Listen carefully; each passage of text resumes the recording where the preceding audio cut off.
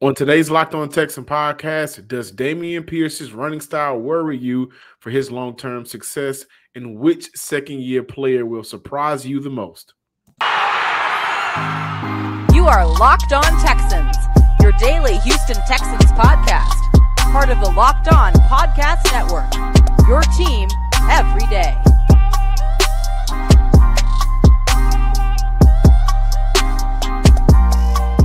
Welcome in, everybody, to a Wednesday episode of the Locked On Texan podcast, a part of the Locked On Podcast Network, your team every day. Thank you guys who check us out every Monday through Friday. Our everyday is from the Himalayas. If you are new to the Locked On Texan podcast, as we are seeing our subscribers numbers go up, be sure to follow us on Twitter at Locked On Texans. Subscribe wherever you listen to your podcast, Apple Podcasts, Spotify, and make sure that you subscribe on YouTube as well under the name Locked On Texans. I'm Johnson Sports Guy Hickman, joined by none other than Sports Illustrated's own and Houston Texan credential media member Cody Davis. A couple of fun topics for today. Which second-year player will surprise you the most? But I think it's important to kick off with the conversation surrounding Dameon Pierce, who with just he just got the name of the, what was it? Angriest run of the year last season. Dameon Pierce is a running back that runs hard, runs tough, did not have a lot of tread on his tires coming out of college from Florida because of the lack of usage during his collegiate career, and had a very good year for Houston last year. Dameon Pierce rushed for 939 yards, 4 TDs, 4.3 yards per carry, and I think that the 4.3 yards per carry isn't fair to him considering how bad the O-line played at times. I mean, there were so many moments where Dameon Pierce was hit before the line of scrimmage or at the line of scrimmage, so I think that's kind of unfair to judge what he was able to do as a rookie. But he had a very good rookie year before he got hurt. However, the thing about Dameon Pierce is not only does he take hits, but he gives hits. I'm not going to compare him to New York Giant legend Brandon Jacobs, but I do think that he can have a better career than what Brandon Jacobs has. But he's a guy that is tough to bring down. Derrick Henry, again, not comparing the two, tough to bring down. I think that when you look at why Dameon Pierce is so tough to bring down as a runner, it's not that he's not, in open space, you don't want to necessarily see him, but he brings the hits at times, right? People avoid Derrick Henry. People avoided Brandon Jacobs. Dameon Pierce kind of seeks it out. And with him getting the Angriest Run of the Year award, going into his second year, ending off his rookie year with an injury, I can't help but to think whether fans and even myself is kind of worried about his style of running the ball. And I think that's a fair thought to have. I think it all depends on the Houston Texans, whether or not you need to be concerned with it. Because when you go back and you take a look at his rookie season, the man rushed the ball for 220 times. That's a lot. And then, we have said this on the show a lot, that there were several times where Dameon Pierce was the only offensive weapon, the only player to help move the chains for the Houston Texans in 2022. There was a lot on his plate as a rookie, and that's part of the reason why he finished his rookie season with 939 rushing yards and 4 touchdowns. However, John, I think going into this season, I don't think it's going to be a concern because he's not going to be the only weapon that the Houston Texans have on the offensive side of the ball, even on their bad days. And B, most importantly, you look at the addition of Devin Singletary is going to also take a lot off his plate as well. So you look at Devin Singletary, and I also want to mention this as well. When you look at the inefficiencies of the Texans offense last year, a lot of it had to do with the subpar play from Davis Mills, Jeff Driscoll, Kyle Allen, and the rest of the Houston Texans quarterback room. This year, if they start Davis Mills, for the first couple of games of the season. I'm expecting a better version of Davis Mills. And then you also got to look at whenever CJ Stroud touched the field, whether that's week 1, week 5, week 10, week whatever, whenever he finally takes over as this team's starting quarterback, you definitely know the quarterback play is going to be better. And by the way, I know we talk a lot about, what the wide receiving core doesn't have and whether or not Davis Mills, CJ Stroud, has enough weapons. I do want to mention this as well. That tight end group is going to be a lot better, which also means with their blocking is going to make the runs for Dameon Pierce a lot easier as well. But like I said, man, it all depends on the Houston Texans, how to utilize him and whether or not we need to be concerned or not. Fun fact, when Dameon Pierce runs towards the right end, which is, the combination of Titus Howard and whatever tight end was on their side. That's going to be Shaq. Oh, you say tight end. Oh, you tight end. I'm sorry. Tight end, yeah. So whenever, the right end, Dameon Pierce had 224 rushing yards, 7.7 yards per carry, 3 TDs, 11 first downs, 6 yards, 10 or more yard runs, and yards after carry was 192. So, you mentioned that him running to the inside was when you saw the best version of him. But when I look at him, I can't help to think to myself, for Dameon Pierce, just to be more of a patient runner. And I think with the addition of Shaq Mason being able to help solidify that right guard position, Dameon Pierce as a zone runner last year, looking it up right now, compared to, he had 108 zone runs last season.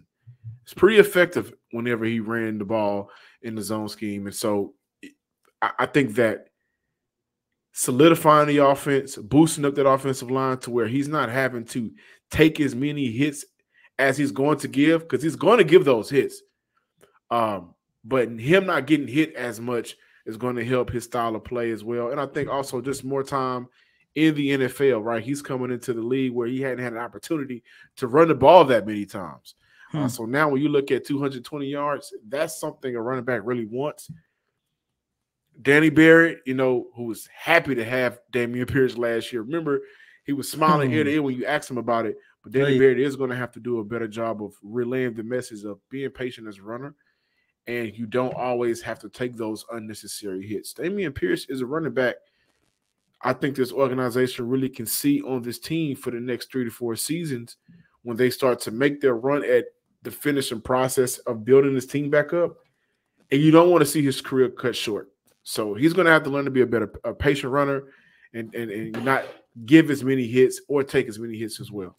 To understand how beneficial the addition of Dalton is going to be for this upcoming season, John, Dalton finished the 2022 campaign with a run blocking grade of 71.6. We are expecting him to be a really reliable pass catcher for CJ, for Davis Mills, but we can't forget about his run blocking, especially knowing that he has the experience in Dallas blocking for Ezekiel Elliott.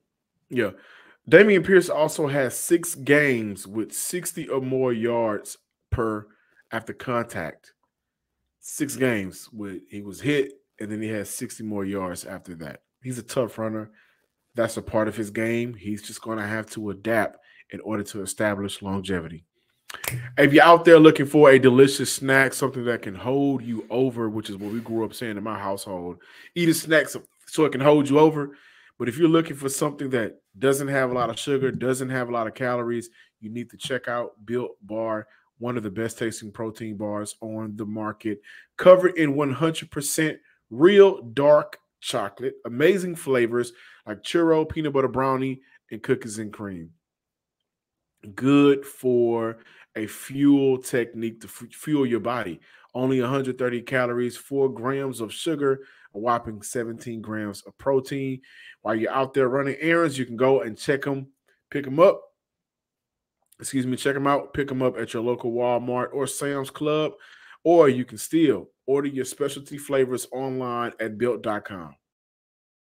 Welcome back in, ladies and gentlemen, to this Wednesday installment of Locked On Texans. And today is going to be week 2 for us media members to be out there for OTAs with the Houston Texans, which means on tomorrow's show, we're going to be discussing some takeaways and observations from OTAs, and which, by the way, today is actually the day we're going to have an opportunity to talk to the position coaches and coordinators. So, of course, that's going to be very fun. Love talking to Coach D'Amico Ryans, but I think we get a little bit more in depth when you talk to the coordinators, especially the position coaches, which, by the way, I can't wait to talk to Coach Danny Barrett to see how happy he is to get a second year with Dameon Pierce. And of course, this is going to be the first year since he became the running back coach for the Houston Texans that he is going to have some stability. So that's going to be something to keep our eyes on. But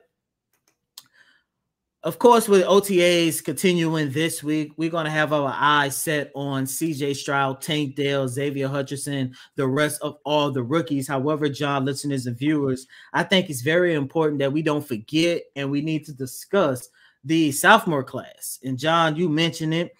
We need to discuss, who are some of the sophomores that's actually going to have a surprising year.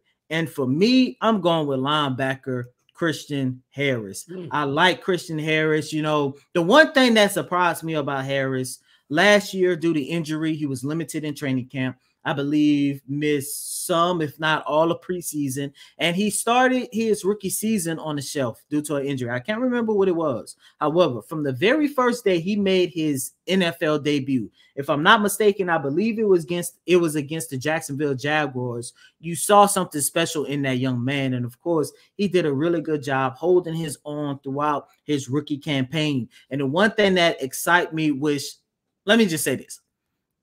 We all have some type of expectations for Christian Harris, but due to the hiring of Coach D'Amico Ryans, somebody who became an all-pro linebacker, the same position that he plays, I believe that Christian Harris is going to exceed the expectations that most of us, including myself, already have for that young man entering his second season. I don't know. I don't know if Christian Harris would surprise me. That's why I say surpass the expectation. Whatever you thinking, I think he could be better. I don't know if Christian Harris does it. I don't know if Derek Stingley does it in terms of surprising me. Jalen Petrie had a ball out, phenomenal rookie year. He wouldn't necessarily surprise me. John Mechie would get on the field, and I don't have real expectations for him as of right now, so I wouldn't be surprised.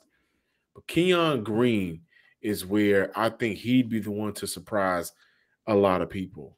The Texans in the 2023 draft went out and drafted Jared Patterson, center from Notre Dame. They drafted him, as a center, but he does have versatility to play that guard position. He's been able to do that in his collegiate career. And when you look at Dameon Pierce, who we just talked about, the yards after contact per attempt was the lowest and third lowest whenever running towards the side of Keon Green. There was moments last year where Keon Green was knocked 2 yards already in the backfield. That's just a young man who needs that time and adjustment, which is why, I'm not worried that he's not out there right now, but I wonder how far along in the process is he right now physically to get back on the field, so mentally he can get prepared. The young man, I don't think people understand, and I think people underestimate the gauntlet he went through last year as a rookie that did not have a real offseason coming into the NFL. So it's kind of the same thing, 2 off seasons in a row. Now, when July rolls around, the conversation should be totally different.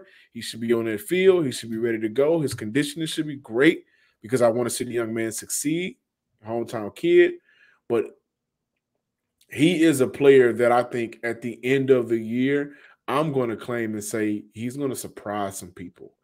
I don't think there's going to be a monumentous jump. I don't.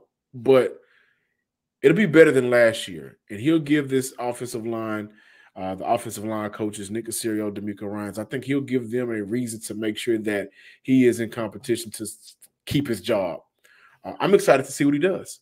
Because when I see Derek Stingley and I know what he can do, and I saw what he could do at practice versus two of the top 5 or 6 wide receivers in the league right now, I'm not surprised if he goes out there and shuts it down in a system that won't take away from him. But I'd be surprised, and I think people will be too, if we're looking at Keon Green and saying, okay, these are the improvements from week 1 to week 7. He's made some big strides in order to keep his job. Because I don't think it's as I don't think he can't lose it, if that makes sense. Larry Tunsil can't lose that tackle position. He can't. It ain't going to happen. But Keon Green, I can't wait to see what he does. I think he does good. So on that same note, John, really quick, what would a successful, surprising season from Keon Green will look like to you? That's a good question. Let's look and see. Because to me, when I think about it, I want to see him get back to the run blocker that he was at Texans A&M. I remember doing my draft analysis, and that was one of, if not the biggest on-field attribute that I love most from him. I mean, yeah, he's versatile doing his time at A&M. I believe he played everyone on the line except for center. His pass protection was good, but knowing the improvements that the Houston Texans definitely needed in their run game, the addition of Keon Green, knowing what he did for that backfield, I was like, I want to see that version of him in his second season. Yeah. He gave up 4 sacks last year, 12 hits, 31 hurries. Oh, man. Let's see. He also 47 pressures allowed. He had a rough year last year, man. And I think I don't want to necessarily judge him on sacks allowed. I mean, he was a rookie last year. He gave up 4. Titus Howard, who was going to his 5th year as a vet, 4th to 5th year as a vet, he gave up 3. So, like, and it may have been 4, but 12 penalties, a lot of holding calls. The big thing for Keon Green is to execute in the ways that made you a top prospect for the Texans coming out of college. Mm-hmm. And like you said, Cody, that's moving some bodies out the way. That's different when you get into the league and you got to go from Christian Wilkins to Dexter Lawrence to Jonathan Allen and Deron Payne. It's different when that's your first run. But get back to the things that made Nick Caserio say, I'm comfortable trading back right now to acquire picks because I got a guy that I really do like. And that is going to be moving bodies out the way. That is going to be run blocking better. And then cleaning up the mechanics with the young man strength. He's stronger than me, I'm sure. But the young man strength and cleaning up those mechanics as a pass blocker, right? So a lot of his issues last year with pass blocking was mechanics, honestly. And him being so used to be able to overpower people and not, the smoothness in his kickback, his kick step, and things like that. So those improvements, and again, I sound like a broken record, but do what you do well. Welcome back in, Locked On Texans listeners and viewers. If you are new to the podcast, be sure to subscribe. And thank you guys for sticking around, checking us out. Hey, before we get up out of here today, Mark Berman, who the GOAT, one of the GOATs in Houston sports media in terms of journalism, true professional, retired on Tuesday. Now he announced his retirement, and his last day is June 16th, I think. June 16th. Okay. 10th. Sorry about that, Mark. I think it's 16th, if I'm not mistaken. He was still working, though. And Mark Berman reported the Texans will have joint practices with the Dolphins and the Saints during the preseason season.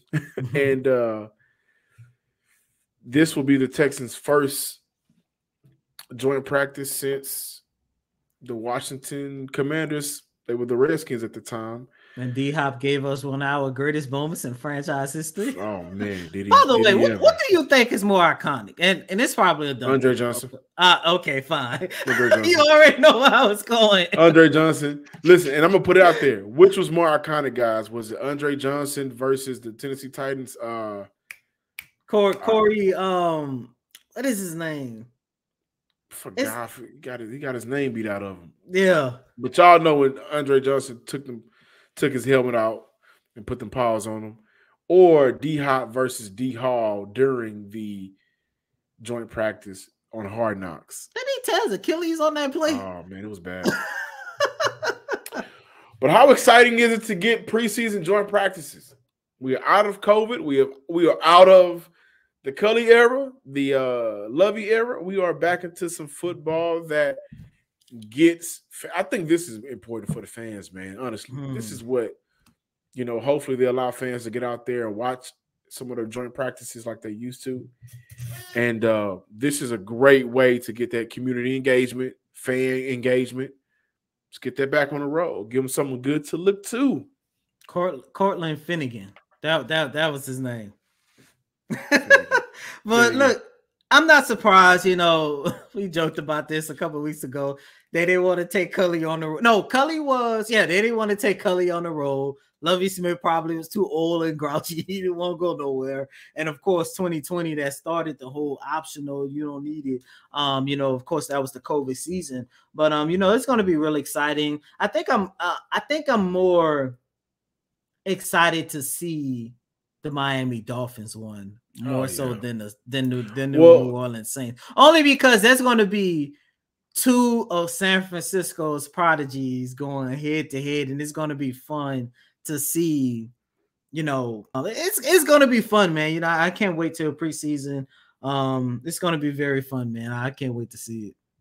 Thank you guys for checking out today's episode of the Locked On Texans podcast. Be sure to follow us on Twitter at Locked On Texans. Take those same 2 thumbs, scroll over to YouTube, type in Locked On Texans, hit the subscribe button, like, and comment. Follow me on Twitter at John_Hickman12. Now, what that says, John_Hickman12. Shoot me a follow and let me know so I can follow you back. And as always, I'm your host, Cody M. Davis. Please remember to follow me on Twitter at CodyDavis_24. Once again, that's Cody, COTYDAVIS_24. Until next time, ladies and gentlemen, peace.